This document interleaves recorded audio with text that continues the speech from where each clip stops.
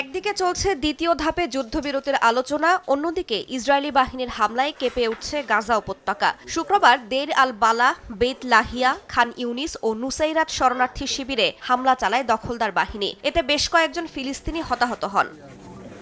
পশ্চিম তীরেও Israeli সেনারা এক কিশোরকে হত্যা করেছে বলে অভিযোগ উঠেছে। পাশাপাশি ইহুদি বসতি স্থাপনকারীদের যন্ত্রণায় অতিষ্ঠ ফিলিস্তিনিরা। রামাল্লাহ ও জেরিকোর মধ্যবর্তী করিডোরে বসবাসকারী ফিলিস্তিনিরা গ্রাম ছাড়ার প্রস্তুতি নিচ্ছেন। গাজায় যুদ্ধবিরতি চুক্তির দ্বিতীয় ধাপ বাস্তবায়নের অংশ হিসেবে শান্তি পরিষদ গঠন করেছেন মার্কিন প্রেসিডেন্ট ডোনাল্ড ট্রাম্প। শুক্রবার পরিষদ সদস্যদের নাম ঘোষণা করেছে হোয়াইট হাউস। এই বোর্ডের সভাপতি ট্রাম্প নিজেই। এছাড়াও মার্কিন পররাষ্ট্রমন্ত্রী মার্কো রুবিও, ট্রাম্পের বিশেষ দূত স্টিভ উইটকফ, সাবেক ব্রিটিশ প্রধানমন্ত্রী টনি ব্লেয়ার, ট্রাম্পের জামাতা জ্যারেড কুশনার সদস্য হিসেবে থাকছেন। আরও থাকছেন মার্কিন ধনকুবের মার্ক রোয়ান, বিশ্বব্যাংকের প্রেসিডেন্ট অজয় বাঙ্গা এবং ট্রাম্পের উপদেষ্টা রবার্ট গ্যাব্রিয়েল। পাশাপাশি জাতিসংঘের মধ্যপ্রাচ্য বিষয়ক সাবেক দূত নিকোলাই ম্লাদেনভ গাজায় উচ্চ পর্যায়ের প্রতিনিধি হিসেবে দায়িত্ব পালন করবেন। তবে পরিষদ সদস্যদের দায়িত্ব কি হবে তা এখনও স্পষ্ট নয়।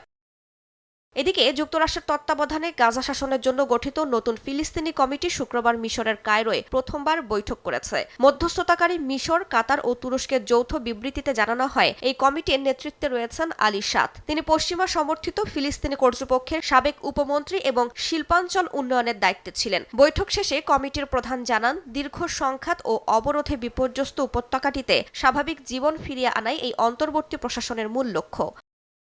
রাইসা জান্নাত, সময় সংবাদ।